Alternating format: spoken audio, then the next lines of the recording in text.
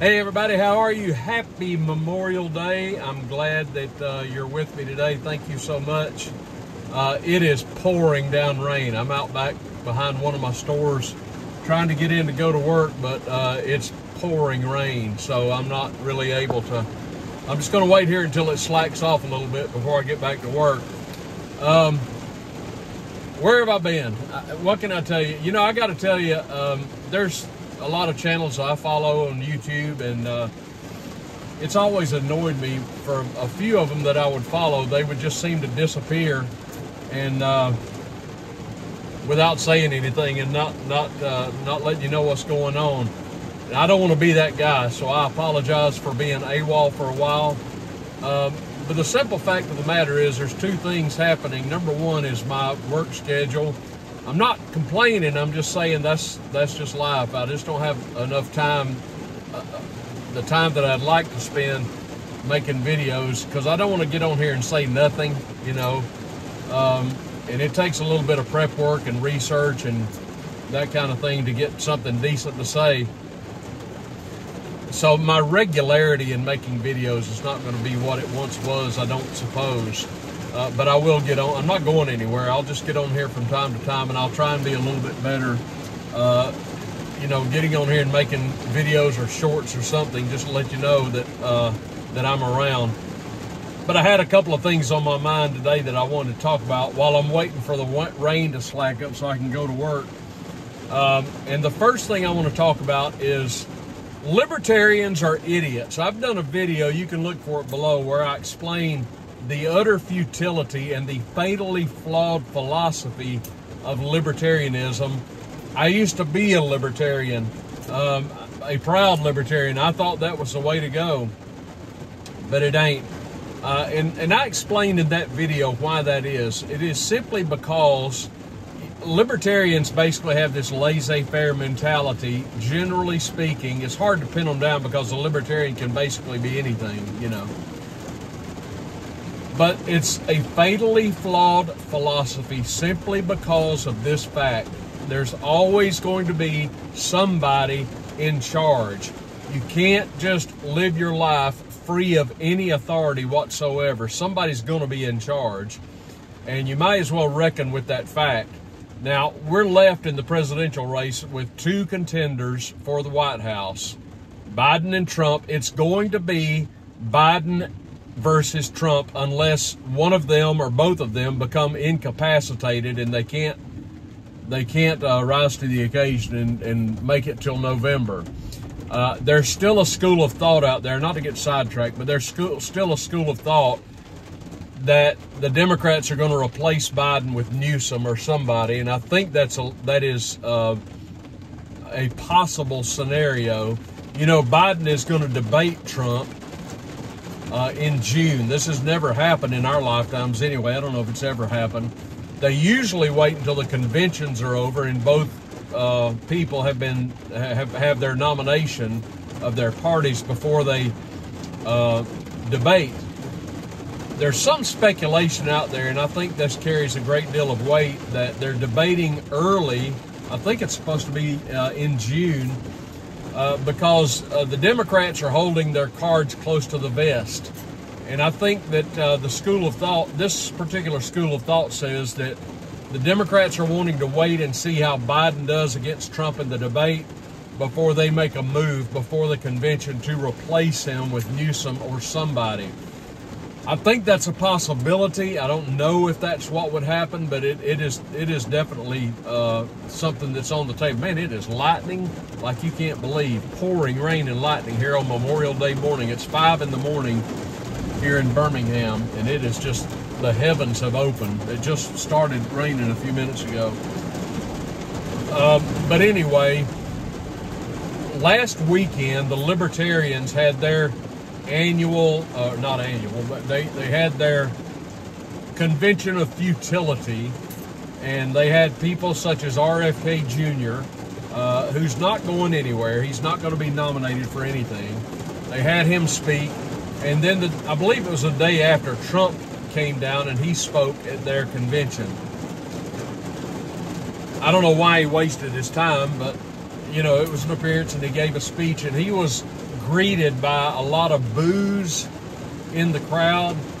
But Trump basically laid it out for them and said, essentially, you know, if you're happy with getting your 2 or 3%, then go right ahead.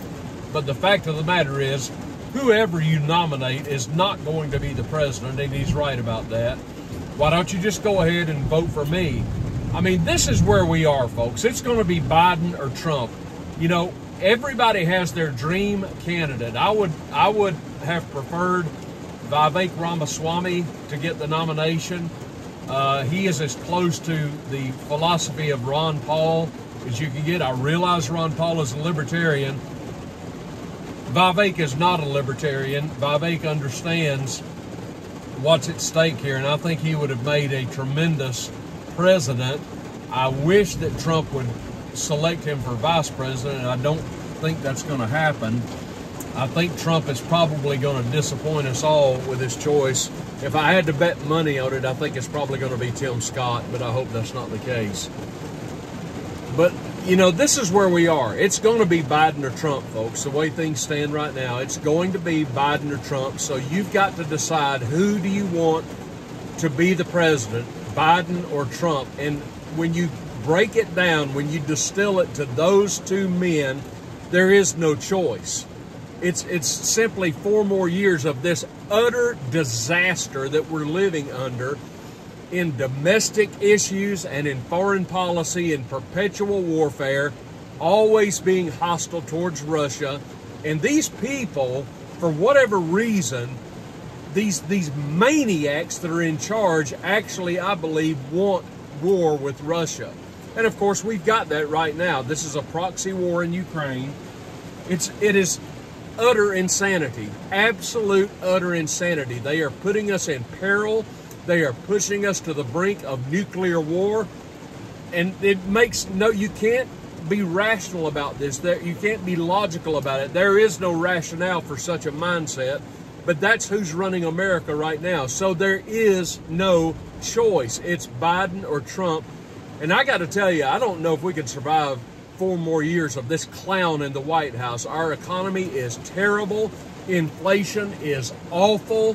We all know what the story was when Trump was in the White House. And you have to ask any Biden voter, what is wrong with you? Do you not enjoy 1.5% inflation? Do you not enjoy relative peacetime? What is it that you've got against all that? Libertarians are nothing but idiots. They are blithering idiots because they're actually, some of them, going to waste their vote on a libertarian candidate. They're throwing it away. You could argue that that helps Biden or it helps Trump. I don't know that it makes any difference, but why would you invest your vote in a losing effort? It makes no sense. Libertarians are idiots. We have a binary choice. It's Biden or Trump. Those are your choices. Biden or Trump. Who do you want to be president? Biden or Trump? Because that's what it comes down to. That's what it is. It's Biden or Trump. It's as simple as that. Now, let me move on to one more thing I want to talk about. I'm going to say in the title of this video that libertarians are idiots, and so is Bill Maher, and he is. If you're in America watching me, you probably know who Bill Maher is. Bill Maher is a left-wing radical lunatic.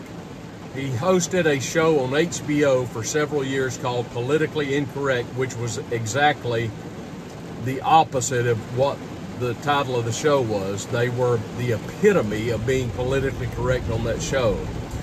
Bill Maher, he has Trump derangement syndrome. I don't know if it's as bad as the case that Robert De Niro has, but it's pretty bad. He hates Donald Trump. And Bill Maher still, he's selling a book right now, so he's going everywhere doing interviews so he can push his book.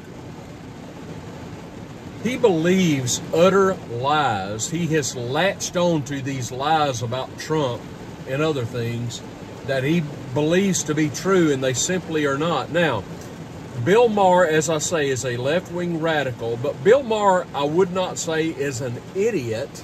The man he has his mental capacities to at least to the point that he should be able to know the difference between a truth and a lie. But for whatever reason, and I'm going to get into this, Bill Maher has latched on to lies, particularly about Donald Trump. And rarely does he get called out on the lies that he believes to be true or says are true. He doesn't get called out on it when he goes to shows such as The View or appearances on CNN or MSNBC. Nobody calls him on this. Even Greg Gutfeld on Fox. He appeared with Greg Gutfeld regurgitating so many of these lies that he maintains. And Gutfeld did nothing to call him out on it or to correct him. But he did appear with Megyn Kelly, and bless her heart, Megyn Kelly did stand up and say, wait a minute, you're wrong about some of this stuff. Specifically what I'm talking about is this. Bill Maher believes that January the 6th was an insurrection, and he maintains the belief that Trump was behind an insurrection, and he says that Trump is never going to leave if he gets back into office, and he's going to be a tyrant. All this tired, rehashed nonsense. And, Trump, he's going to rule with an iron fist, and he's going to make life miserable for all of us. I mean, I don't know what you base that on. We've got a record on Trump now that never happened in the first place. He says that cops died on January the 6th. And Megyn Kelly, to her credit, called him out and said, didn't happen, Bill. Didn't happen. There was one officer by the name of Brian Sitnick who did die, but it wasn't January 6th related. Brian Sitnick had a couple of strokes after the event, and he died.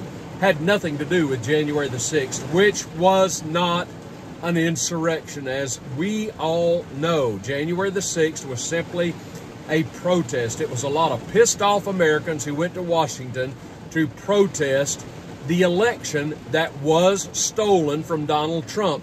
There's nothing wrong with them doing that. That is your right as an American. You have the right to assemble. You have the right to free speech. And they did what was simply their right as an American. But Bill Maher's got a problem with that. Now, there was a cop that died that day. You remember the cop by the name of Ashley Babbitt? But Bill Maher never mentions Ashley Babbitt.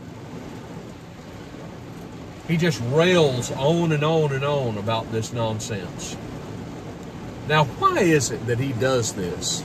I think there's two reasons that Bill Maher does this. Two reasons that Bill Maher rebukes these lies about Donald Trump.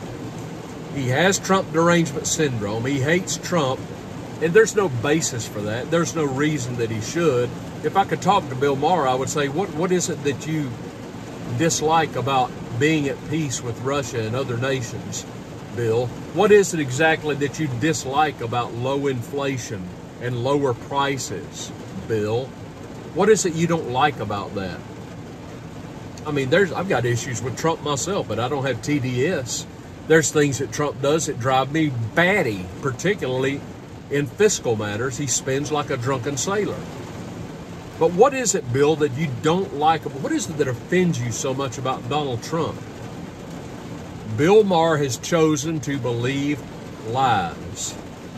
And this is a man who does have some intelligence, so you have to wonder, what is it? Why do you believe these lies, Bill Maher? He believes these lies because they fit into his narrative of hatred for Donald Trump. He has TDS. He hates Donald Trump. But there's another reason that Bill Maher feels the way he feels about Trump and regurgitates these lies with regard specifically to January the 6th and other matters. Bill Maher is a prolific pot smoker. Bill Maher has a show now, a podcast, where he just sits in a chair across from his guest, and they just sit there, and he's had Vivek on his podcast, he's had a lot of famous people on his podcast, and they sit there for about an hour, and some of his guests join him in smoking pot on his show and drinking whiskey, but Bill Maher constantly sits in his chair smoking pot. He's like a chain pot smoker. And I would present the theory that Bill Maher has basically fried his brain on pot.